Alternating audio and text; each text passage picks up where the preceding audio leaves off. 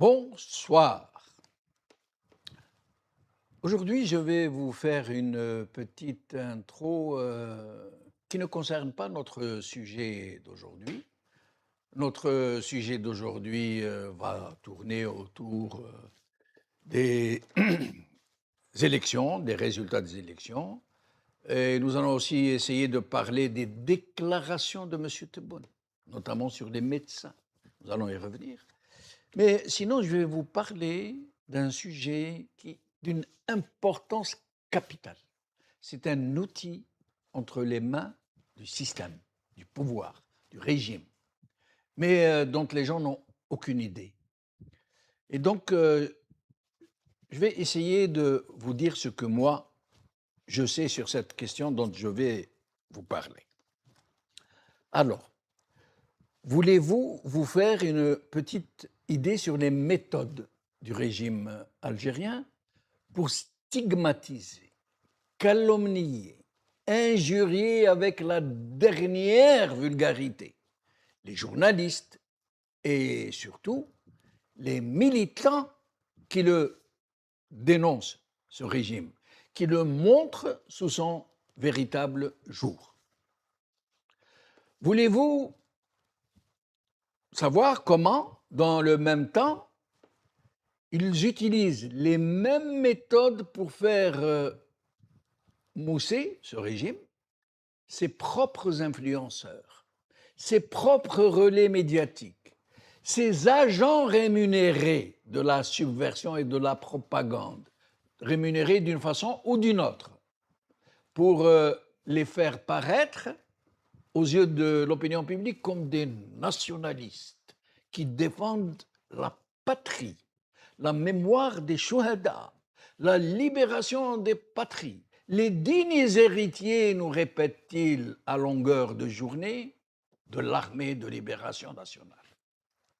Alors, si vous le voulez, si vous voulez vraiment savoir, il vous suffit de vous rendre sur les sites, notamment Facebook et YouTube, où ces journalistes, ces cyber-militants pour la démocratie en Algérie diffusent leurs messages, leurs produits, leurs émissions, leurs articles.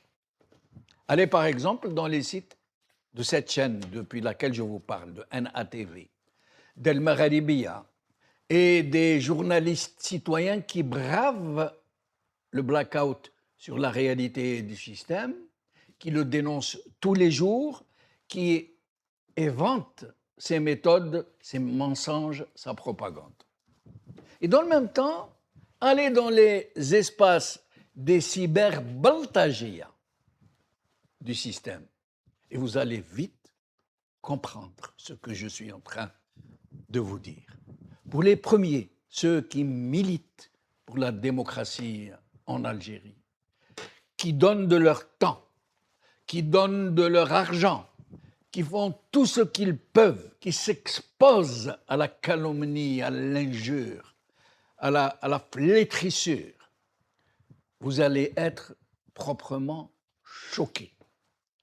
Ce sont des centaines, parfois des milliers de commentaires de Doubeb d'une incommensurable bassesse, d'une obscénité, je mesure mes mots, puisque moi-même j'en suis victime tous les jours, d'une obscénité que vous ne penserez même pas possible et qui montre en réalité le niveau et la vulgarité d'un pouvoir qui ne recule devant rien, ni aucune ignominie pour se maintenir à la tête d'un peuple dont il a volé la souveraineté sur son propre pays.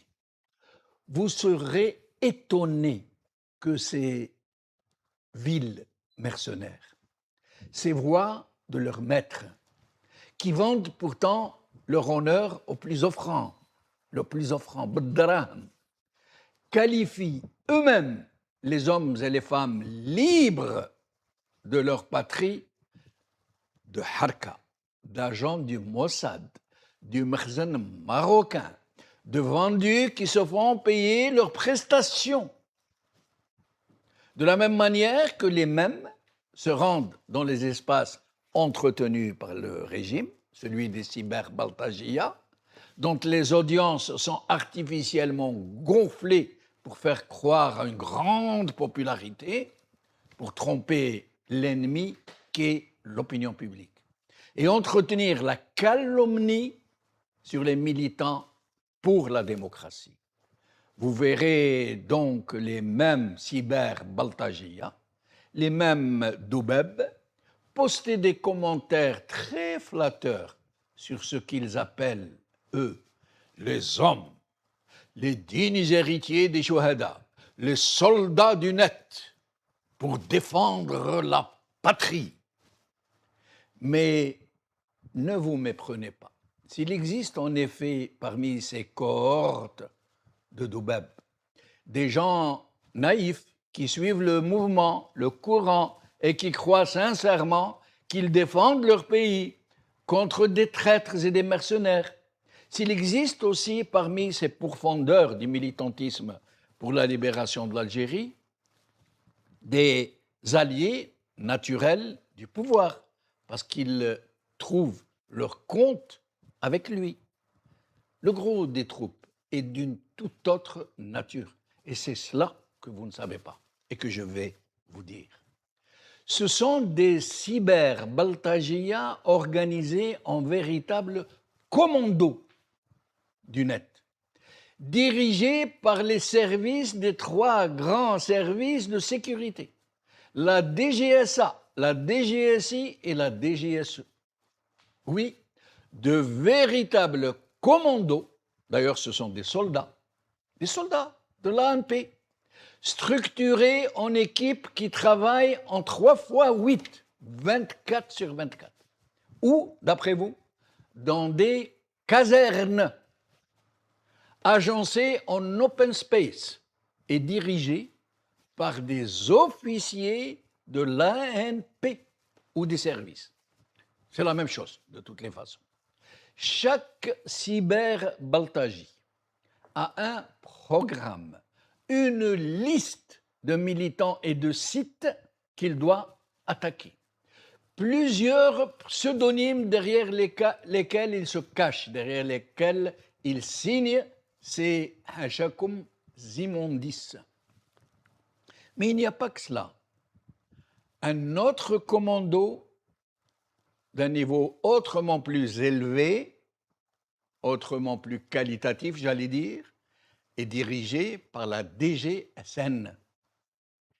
Il est même, et tenez-vous bien, subventionné par l'Union européenne chaque année parce que censé combattre la cybercriminalité, alors qu'il use de ses subsides internationaux européens pour pirater les comptes des opposants, recenser les interventions des militants pour les ficher et les fliquer. D'autres méthodes existent aussi, comme de gonfler les audiences des cyber-baltagias du régime à coups de milliers ou de centaines de milliers de dollars, de ces cyber-baltagias qui agissent à visage découvert, ou non.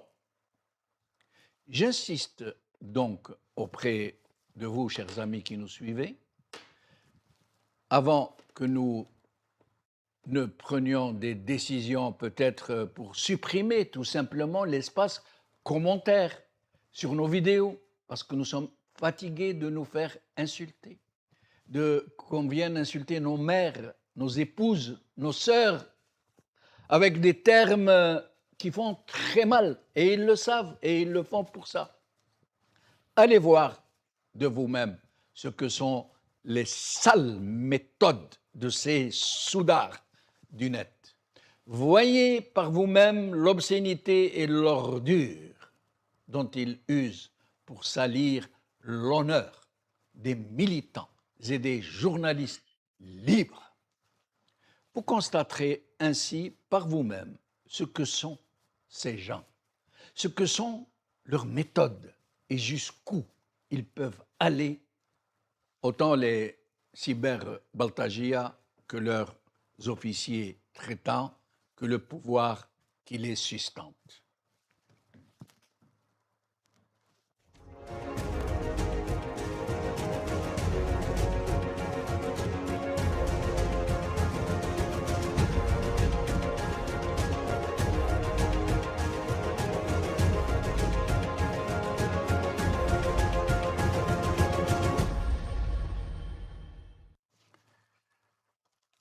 Résultat des élections et fumigène, c'est le titre de notre émission d'aujourd'hui. Et pour en parler, j'ai le plaisir d'avoir ici avec moi Abdelrahim Moussouar, enseignant et militant politique. Abdelrahim, merci d'être des nôtres. Bonsoir Jamaldin, bonsoir à toutes les téléspectatrices, les téléspectateurs de North Africa. Merci pour l'invitation et puis je salue aussi l'équipe technique de la chaîne. Merci encore pour l'invitation. Merci, c'est nous. Alors, et avec nous, j'ai tout autant de plaisir à recevoir Hamid Lillou, qui est avec nous depuis les USA, analyste des conflits et des affaires internationales. Hamid Lillou, merci d'être des nôtres. Tout le plaisir est pour moi, c'est Benchenouf, et bienvenue à Abdelrahim et à tout le monde. J'espère qu'on aura un bel échange. Merci, merci. Alors, nous allons entrer directement dans le vif. Abdelrahim, ces élections, donc voilà, les résultats ont été communiqués. Le régime a pris son temps pour communiquer officiellement. Et il nous dit même que ce sont des résultats provisoires. Entre les premiers résultats et ceux qui viennent d'être annoncés, il y a eu à peu près 1,5% d'augmentation, sans compter le constat de la fraude qui a été fait par des chefs de parti, dont un chef de parti très proche du régime, et qui a déballé, mais alors, des cas de fraude absolument incroyables. J'imagine que vous savez qui c'est. Ben Guerina. Et donc, alors, malgré la fraude massive, malgré le bourrage des urnes, malgré le trafic des consolidations inter-daïra, inter-wilaya et au niveau national, une fraude qui s'est vraiment déchaînée. C'est pourtant le taux de participation historiquement le plus faible depuis l'indépendance. C'est plus qu'un camouflet, c'est plus qu'un acte politique hautement révélateur d'un peuple qui a dit « ça suffit ». À votre avis, Abdelrahim Moussouar? Dans un premier temps, j'ai envie de dire que c'est vrai que même la politique n'est pas une science exacte. Ce n'est pas 1 + 1 = 2. Mais force est de constater une chose, c'est que sur l'échiquier de l'exercice politique, s'il en existe un en Algérie aujourd'hui, on peut faire le constat d'un régime, d'un système qui, depuis l'indépendance, avec les différentes constitutions, dans les différentes constitutions, il y a un article qui parle de la souveraineté du peuple. Ça veut dire que nulle souveraineté ne peut avoir lieu dans le pays si ce n'est la souveraineté du peuple. Ça veut dire que c'est le peuple Shab Iqarrar. Ça veut dire Shab, le bladou, il décide. La souveraineté, ça veut dire le Siyad al-Wataniya, elle vient du peuple. Ça veut dire que lorsque le peuple veut, selon les constitutions du système, parce qu'on va essayer de jouer un peu dans sa constitution, lui qui dit globalement dans toutes les différentes constitutions qu'a connues l'Algérie, le Siyad al-Shab, ça veut dire que la souveraineté, elle vient du peuple. Ça, c'est de un. En contrepartie, de l'autre côté, nous ne sommes pas à la première élection, comme tu l'as si bien rappelé, où le peuple s'est prononcé contre ou pour un rejet des simulacres, des différents simulacres électoraux qui ont toujours été organisés par ce système même.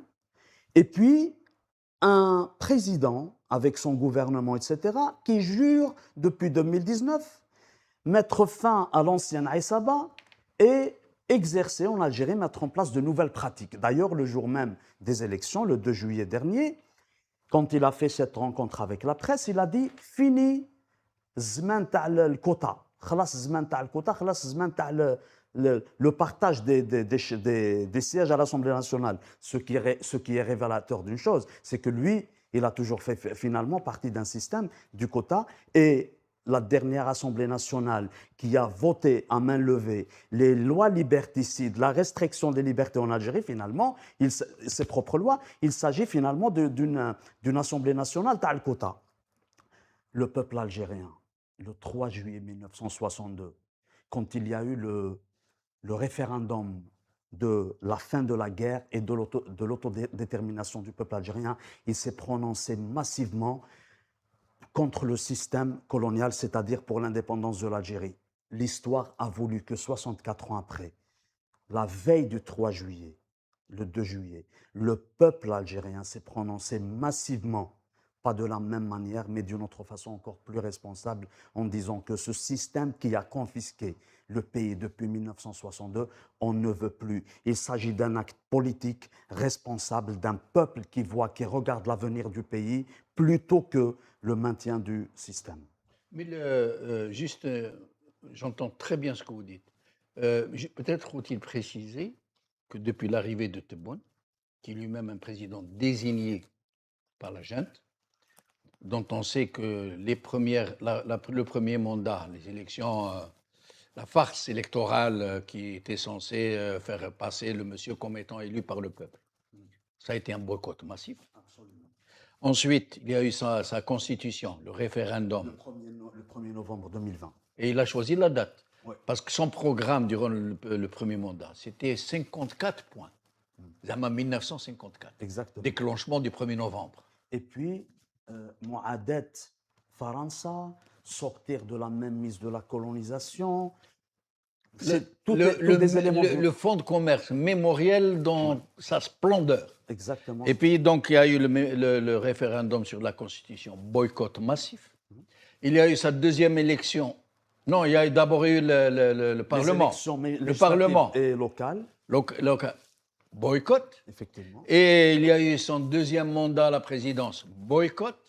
Et là, deuxième législative durant sa présence à la tête du pays, le plus grand boycott de l'histoire du pays.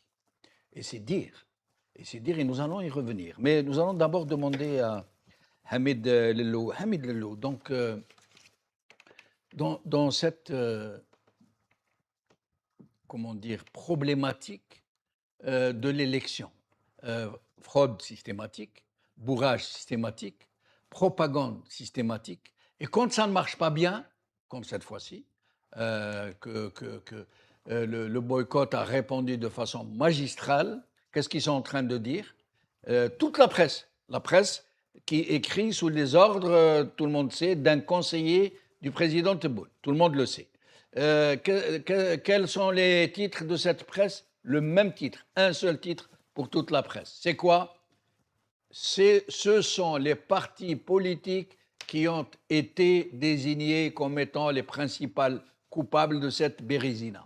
Des partis, et je vous laisse nous dire ce que vous en pensez sans qu'il soit besoin d'en dire plus, pour ce qui me concerne.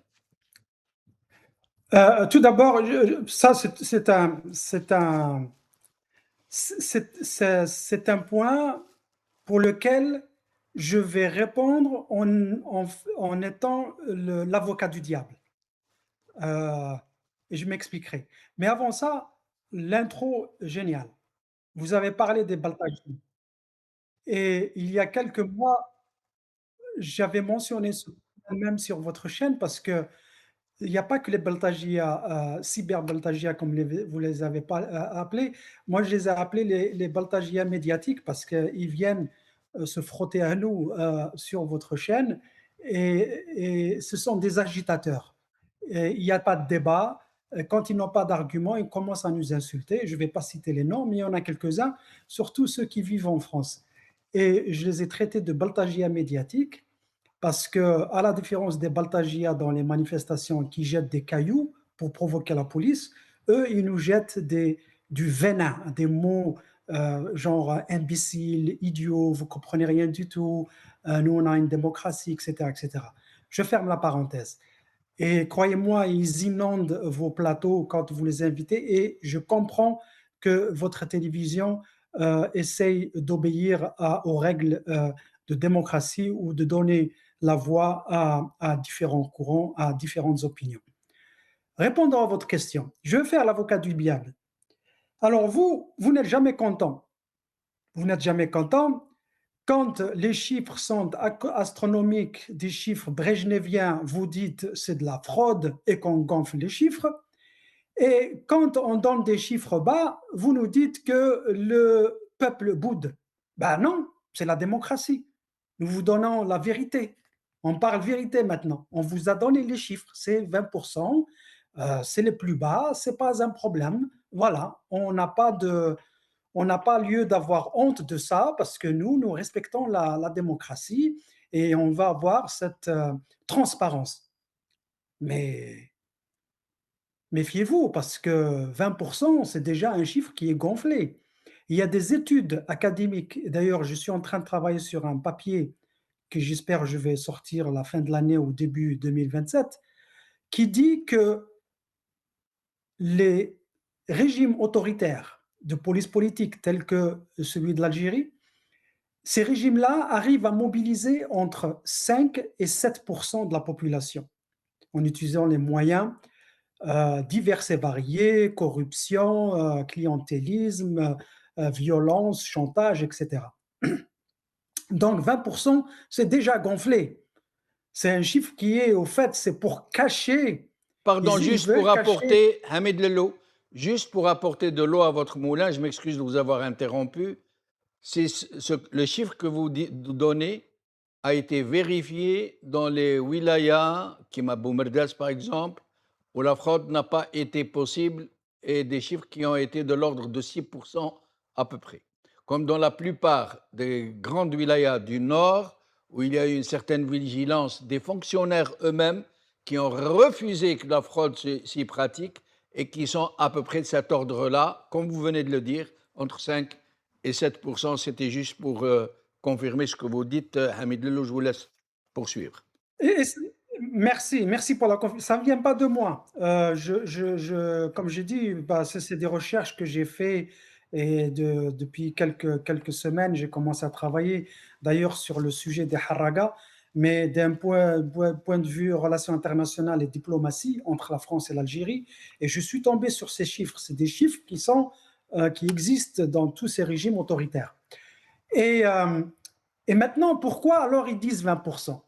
Ben justement, la réponse, elle est dans ce que vous avez dit, leurs annonces en disant que le bouc émissaire, ce sont les partis politiques. Ça veut dire qu'ils sont en train d'argumenter peut-être une loi ou bien une procédure qui va éliminer certains partis politiques qui n'ont pas joué leur rôle, qui n'ont pas été capables de mobiliser tel qu'on leur a demandé.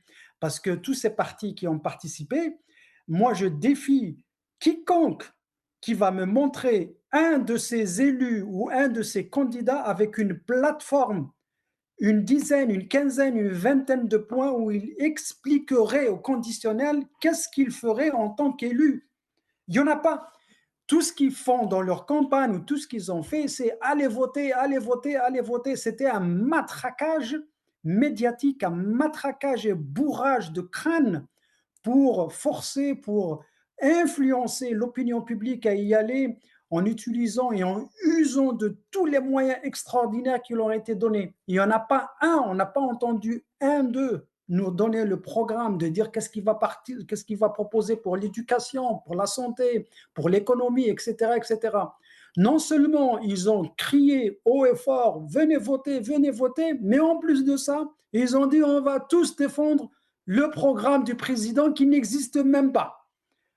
Donc vous voyez, donc dans les chiffres, il y a double. Je pense qu'il y a un double d'une pierre deux coups. Le premier, c'est que nous sommes une démocratie. Ce n'est plus l'ère brejnevienne et stalinienne des 99,99%.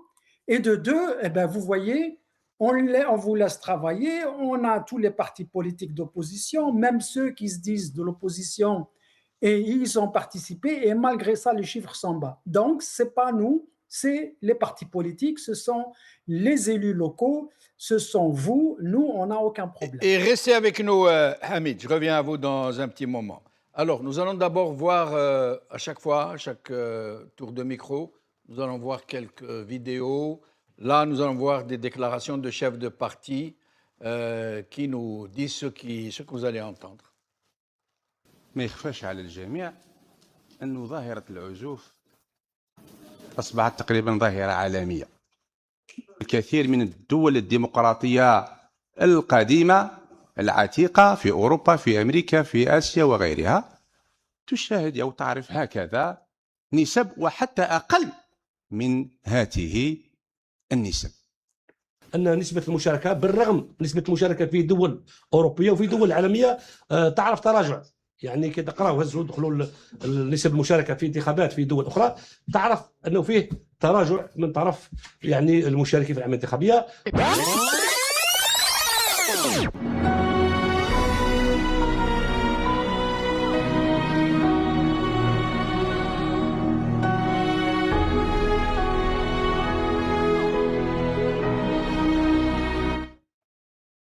Alors, d'abord, le président de l'autorité indépendante. C'est son intitulé officiel, hein, autorité indépendante, pour parler de l'autorité nationale indépendante des élections.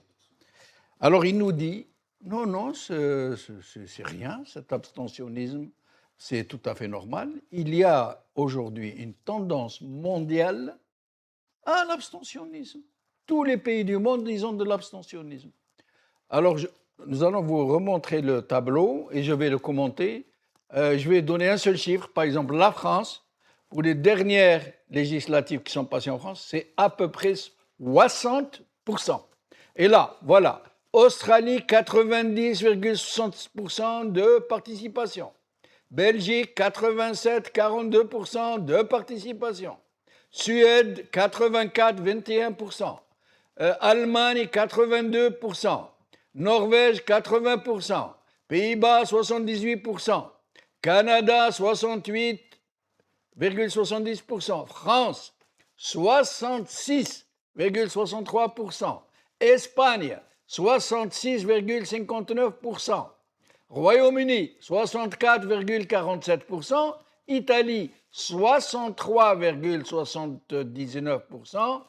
États-Unis, 59,76%. Suisse, 46,64%. Et Algérie, le taux le plus faible du monde, 21,24%. Et ce monsieur vient, tout honte bu, en nous regardant dans le blanc des yeux, nous dit non, c'est pas que l'Algérie, c'est une tendance générale. Abdelrahim. De toute façon, moi je sais que le pouvoir algérien, il a des explications, il a des réponses à tout. À travers ses relais médiatiques, à travers ses institutions, les institutions qu'il a kidnappées depuis l'indépendance du pays, ou à travers ce qu'il appelle ses partis d'opposition, et qui sont en réalité une opposition choisie. Ce qui, entre parenthèses, ce qui est par contre regrettable, c'est que aujourd'hui, on est arrivé à un point où rien que pour constituer une béquille pour ce système qui nous gouverne en Algérie, on a le premier secrétaire du FFS, un parti qui a fait du boycott un acte politique dans une Algérie où le peuple n'est pas écouté, où la volonté populaire n'est pas respectée. Alors faire du boycott un acte politique, on a assisté dernièrement à une accusation grave qui, dans un véritable état de droit, il répondrait devant les tribunaux. Parce que accuser les enfants de son pays, tel que peut-être Ben Guerina n'aurait pas fait mieux, hein.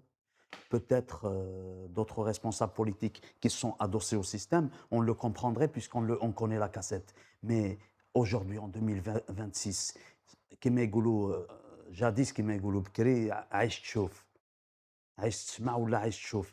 On a vécu aujourd'hui 2026 et on a vu dans nos propres yeux, on a entendu, écouté de nos propres oreilles un chef du FFS qui traite les citoyens ou ceux qui appellent au boycott de Baltajia et d'intelligence avec l'ennemi, Atteinte à l'unité nationale. atteinte à l'unité nationale, mais aussi collaborer avec des forces occultes qui tentent de nuire à l'Algérie. Ça, c'est un message global. On le dit sur ces Vous-même tableaux. qui êtes du FFS, comment avez-vous vécu cette volte-face contre l'un des principes les plus essentiels du FFS, qui est le boycott, le recours au boycott, utilisé par Aït Ahmed, utilisé par la plupart des gens du FFS. Au FFS, je ne dirais pas qu'on a été formé dans le boycott, mais on a fait du boycott un acte politique. Oui, hautement. Même dans les moments où le FFS a pris part à des élections municipales, des élections législatives, la voie du boycott a toujours été respectée. Même en 2012, je donne un simple exemple. Les élections législatives de 2012, Hossein Aït Ahmed a pris part aux élections, participation. Il a fait un texte historique en disant l'option du boycott, elle reste respectable.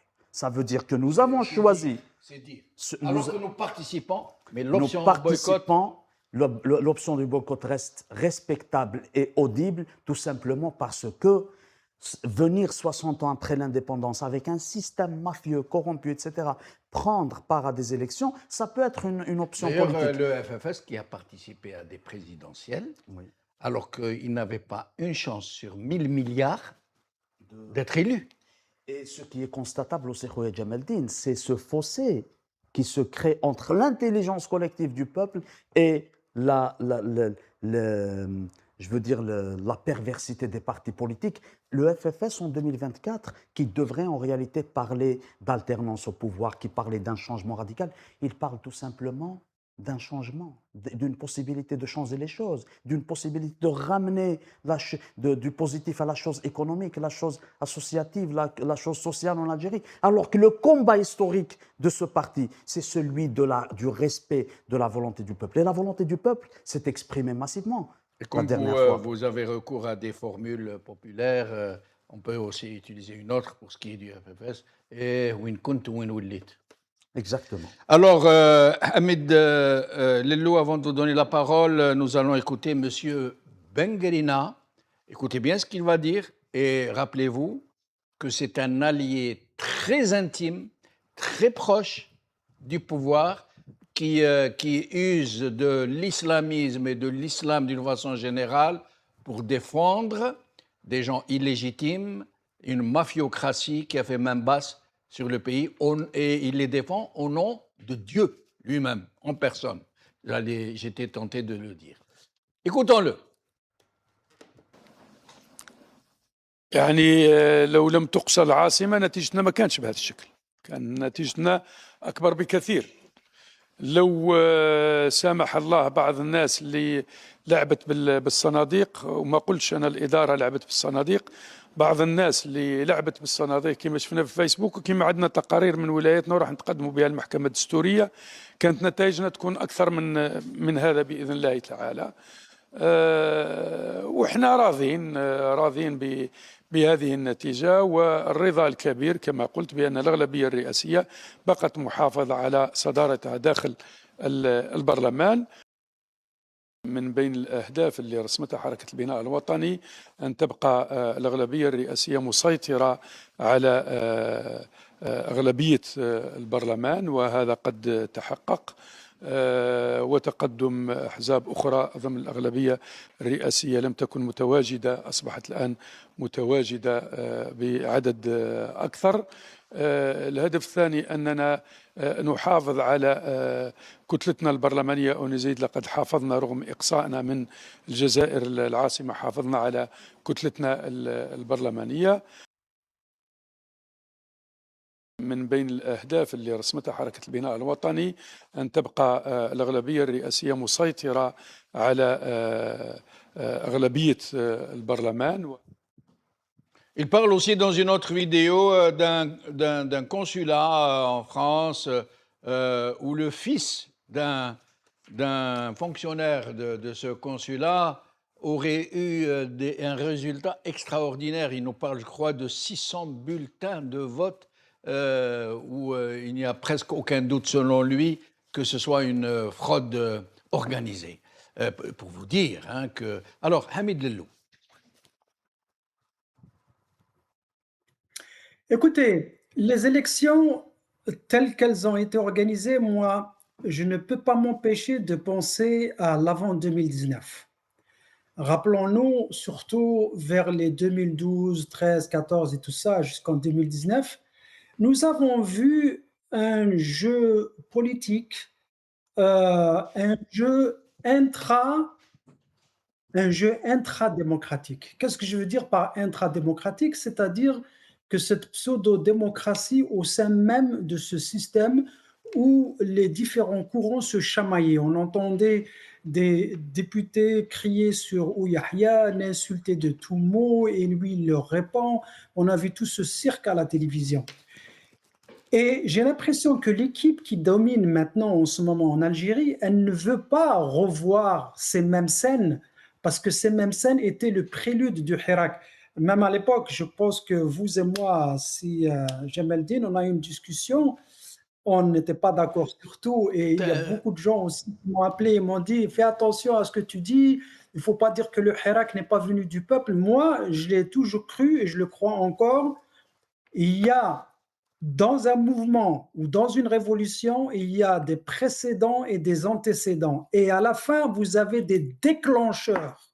Et ces déclencheurs qu'on voit, on voit dans la rue, on voit des mouvements. Mais derrière ça, il y a eu quelque chose qui s'est fait. Je ne suis pas contre le Hirak, au contraire, moi je le supporte et je pense que ça continue.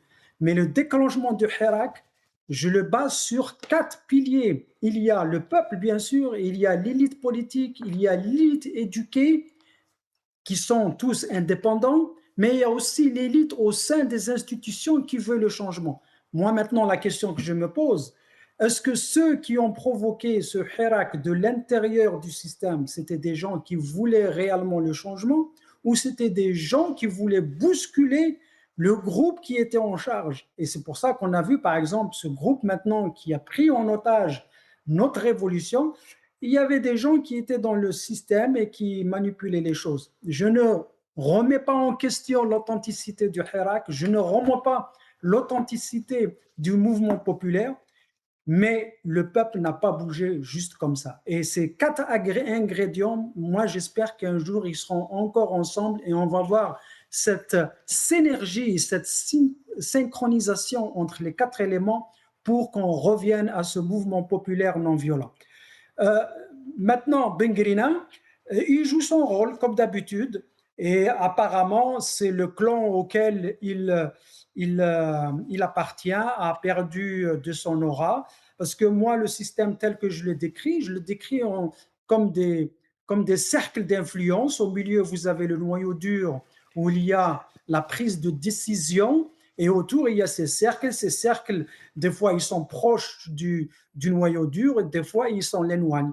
Et quand ils s'éloignent, ils sont dégagés. Et je pense que ces élections et la manière dont ils les ont organisées, avec l'article 200, avec toutes les éliminations qu'ils ont faites à droite et à gauche, c'est justement pour faire ce qu'on appelle un clean-up, pour qu'il n'y ait pas cette pseudo-démocratie au sein des institutions qui va leur créer un problème et pourquoi pas un autre Hirak, tel qu'on l'a vécu en 2010. Très bien. Alors, avant d'en arriver à ce qu'est en train de raconter M. Tebboune, notamment sur les médecins algériens, une dernière question, je vous demanderai d'essayer de répondre 2 minutes chacun pour que nous puissions avoir le temps de traiter de cette question de M. Tebboune.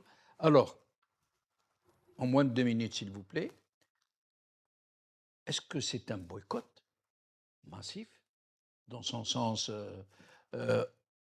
politique délibéré, ou un début, j'allais dire, de désobéissance civile organisée, pensée, réfléchie, qui a donc un objectif?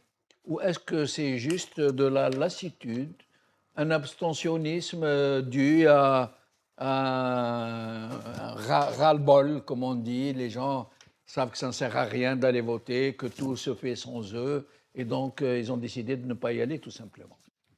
La même question pour tous les deux, s'il vous plaît, en moins de 2 minutes. Une chose est sûre, c'est que le peuple en a ras-le-bol de ce système qui nous gouverne. Mais est-ce que ce ras-le-bol a fait que le peuple s'est désintéressé de la chose politique et de cet éveil collectif? Non.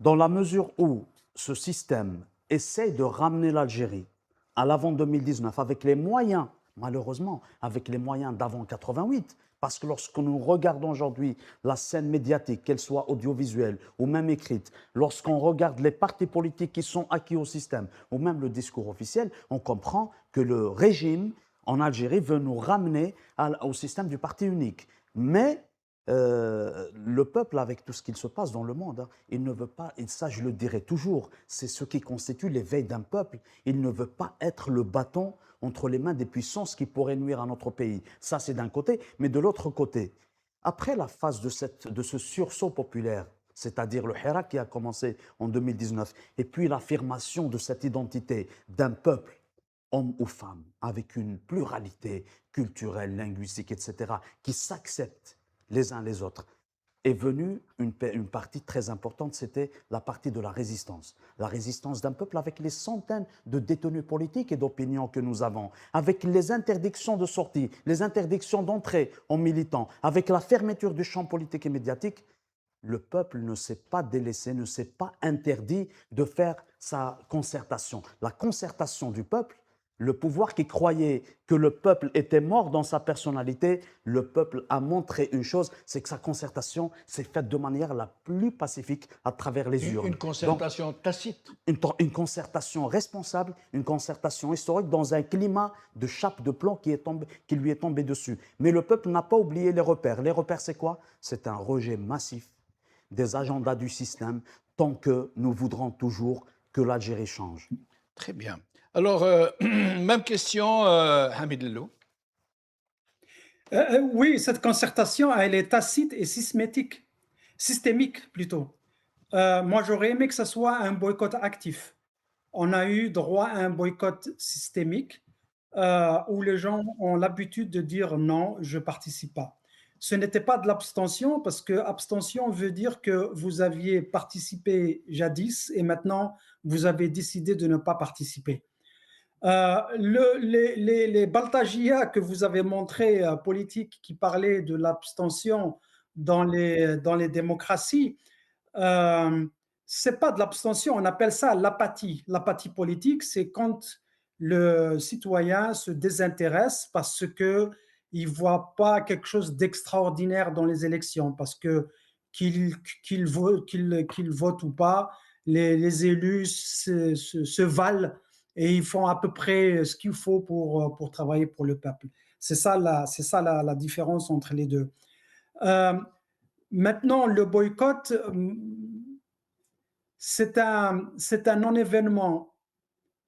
Et c'est un événement qui est attendu par le régime et c'est pour ça qu'il s'y prépare. Et c'est pour ça que je regrette qu'on n'ait pas ce boycott actif préparé par l'opposition, préparé par les militants. L'éducation du peuple, expliquer pourquoi le vote et le faire bruyamment. Alors, il y a deux manières de le faire bruyamment. Ou bien on reste chez soi, on ne sort pas, on ne va pas à la plage, on ne va pas au marché, ville morte, complètement morte. Ou bien, comme c'est fait dans certains pays, je suis mal placé pour faire cet appel, mais j'aurais aimé entendre un appel où on va barricader les bureaux de vote comme ça a été fait en Kabylie, où il y a eu des moments où on a empêché les gens d'aller voter. Et ça, c'est un acte de boycott actif. Hamid Lello, est-ce que barricader les bureaux de vote ne serait pas contre-productif, ne serait pas antidémocratique, et ne procéderait pas des mêmes méthodes que ce régime? Écoutez, c'est fait. Je dis que moi, je suis mal placé pour appeler à ça parce que je suis à l'extérieur. Mais moi, je suis en train, en tant qu'analyste, je vous donne les différentes possibilités. Ça, c'est des pratiques qui ont été faites dans certains pays. Ils le font, c'est tout à fait démocratique. J'ai le droit de m'exprimer et de dire que le vote, c'est une fraude. Ou par exemple, il y a eu, je pense, ça s'est passé en Kabylie il y a quelques années, où ils ont déversé des bureaux de vote où il y avait un bourrage de, de, Des de urnes. boîtes, des urnes. Et ça, c'était une preuve irréfutable qu'il y avait de la triche. Ils l'ont dénoncé. Et des fois, il faut prendre des actions telles que Très bien, ça. Et c'est ce qu'on appelle le boycott actif. très bien. Alors que Très bien. Abdelrahim, vous vouliez réagir à... Moi, Mais très vite, s'il vous plaît. rapidement, Oui. j'ai envie de dire que le boycott qu'il y a eu lieu, ou ce rejet, c'est un rejet actif, dans la mesure où, le jour du vote, il y avait les Algériennes et les Algériens dans les plages, ça veut dire qu'ils ont ignoré les bureaux de vote. Ceux qui avaient participé dans l'image, ce que nous avons vu, c'est principalement des militaires, il faut le dire, à 8 h du matin, vous avez une tranche d'âge entre 18 et 25 ans. Et le plus important, c'est que nous, la diaspora, nous faisons partie du peuple. Oui. Si nos frères et sœurs en Algérie n'ont même pas la possibilité de s'exprimer politiquement, de dire que de tout ce qui pourrait, c'est-à-dire de dire leur vision de cette élection, il me semble que nous qui sommes à l'étranger, ça fait des mois et des mois que nous parlons à travers des lives, à travers sur North Africa, le Maghrébia, pour dire tout haut, tout simplement, ce que nos frères pensent en Algérie. Et je rappelle que dans la diaspora, c'est 90% des électeurs qui n'ont pas voté. C'est avec la fraude. Il y a eu une fraude quasiment dans tous les consulats, pas tous, mais quasiment dans tous. La fraude qui a duré une semaine. Ils ont eu le temps de le préparer, parce que Exactement. les élections, ça s'est passé pendant une semaine. Exactement. Et il y a eu des fraudes dénoncées aujourd'hui par les éléments du régime eux-mêmes, dont Ben Guerina. Exactement. Et malgré ça, ils ont difficilement atteint les 10%. Exactement. Alors, nous revenons à la dernière question que je voulais vous poser. Nous allons écouter d'abord M. Tebboune, le jour même de l'élection. Écoutez-le. أعتقد أن المستوى نتاع الأطباء نتاعنا ما في بعض الأحيان أحسن من مستوى نتاع بعض الدول الأوروبية هما باعترافهم هما يعني أنا نشجع كل الأطقم الطبية المواصلة حتى نصل إلى صفر جزائريين يمشوا للخارج إن شاء الله مهما كانت الأمراض نتاعهم نتمنوا يتعالجوا في بلادهم مع داويهم يعني قضية نيف ماهيش قضية فلوس ولا قضية درهم قضية نيف يعني باش ما يمشيش لأن مبروك علينا هذا المستشفى لبنة أخرى تضاف مبروك علينا كل مبروك عليكم Alors, dernière question, dernier tour de micro. C'est M. Tebboune qui nous a habitués à des déclarations outrancièrement démagogiques, qui ne craignent pas le ridicule. Il parle à la télé, c'est vu par les Occidentaux, c'est vu par tout le monde, mais il ne craint pas d'être ridicule. Il est en train de nous dire que nos médecins, c'est une véritable hémorragie des médecins algériens vers l'étranger, où ils sont en train de s'installer. Il y a à peu près 15 000 médecins rien qu'en France. Et une vingtaine de milliers à peu près qui ont été formés par l'Algérie, qui a payé leurs études depuis l'école primaire jusqu'à leur doctorat, et parfois jusqu'à leur professorat, et dont il nous dit qu'ils ont un niveau supérieur à celui des États occidentaux, et il rajoute selon la propre reconnaissance des États occidentaux. Et il ne craint pas que quelqu'un lui dise « Est-ce que vous pouvez nous citer une seule reconnaissance dans ce cas-là ?» où un chef d'État français ou allemand ou anglais aurait dit « Oui, les médecins algériens sont supérieurs à nos médecins. » Il n'a pas craint de le dire. Il n'a pas craint de dire non plus que la grande majorité des médecins, hormis quelques professeurs, quelques grands spécialistes qui ont en effet brillé et dont la plupart ont fait leurs études à l'étranger. Hormis ces gens-là, la plupart des médecins algériens qui s'installent doivent passer par une sorte de nouvelle formation, de formation de base. Ils refont 3 ou 4 années d'études généralement, je n'ai pas les informations exactes, et ils doivent passer par les postes les plus subalternes, ceux dont ne veulent pas les gens du corps médical français ou allemand ou italien, etc. Et généralement, ils sont envoyés dans des déserts médicaux. Ça, il ne le dit pas. Par contre, il dit, donc j'espère qu'il y aura un retour de tous ces médecins. On se demande dans ce cas s'il y a un retour, pourquoi ils sont partis. Et que nous allons aboutir, et j'aurai fini avec ma question, et qu'on va aboutir à 0 Algériens qui vont se soigner à l'étranger. Il oublie de dire que lui se soigne à l'étranger, que toute sa famille se soigne à l'étranger, que tous ses ministres, que tous ses généraux, que tous les hauts fonctionnaires, que tous les barons du régime et toute leur famille, leurs bobonnes, leurs engences, et tout le monde se soigne à l'étranger, avec l'argent de la sécurité sociale, ou avec l'argent de la sécurité sociale militaire, ce que les gens ne savent pas. Et je vous laisse répondre. Alors, moi, j'ai envie de dire dans un premier temps ce qu'est l'algérianité. L'algérianité, ce triste personnage vient de nous parler de Nif. Nif, c'est lorsque on se l'applique d'abord à soi-même avant de donner des leçons à un peuple qui s'appelle le peuple algérien. Après, s'il pense que sur ce plateau, nous dirions le contraire de ce qu'il avance concernant la qualité de nos médecins, qui sont c'est-à-dire au devant de la scène des hôpitaux en Europe et principalement en France, avec tout le travail qualitatif et quantitatif qu'ils effectuent, et que nous les remercions bien sûr parce qu'ils sont entre autres la fierté de notre Algérie. Mais ce qu'il dit en termes de NIF, je pense qu'il doit se l'appliquer à soi-même avant de donner des leçons au peuple algérien. Parce que NIF, ce n'est pas en disant nous avons la meilleure structure médicale ou hospitalière en Afrique et lui-même il va se soigner en Allemagne. Donner des leçons à un peuple, c'est d'abord d'être l'exemple, c'est d'en faire l'exemple. Abdelmadjid Tebboune, il ne nous parle pas des raisons qui font que chaque année des centaines de médecins algériens, effectivement qui sont très bien formés en Algérie, parce que nous avons des enseignants qui font partie de cette partie de nos institutions qui ne veulent pas que l'Algérie tombe. Merci. Hamid Lello, à moins de 10 minutes, même question s'il vous plaît. Nous avons un peu débordé sur l'émission, donc nous allons vous confiner à 2 minutes, s'il vous plaît. On a eu droit à un petit speech du Baltaji national. Voilà, c'est un Baltaji. C'est quoi, pour moi, c'est ma définition, la différence entre un Baltaji et celui qui est dans le déni. Quand vous êtes dans le déni, vous êtes intrinsèquement et foncièrement convaincu que ce que vous dites est vrai. Vous y croyez. Et là, vous êtes dans le déni. Le Baltaji, c'est celui qui sait qu'il est en train de mentir, mais c'est un professionnel. Il veut faire passer autre chose.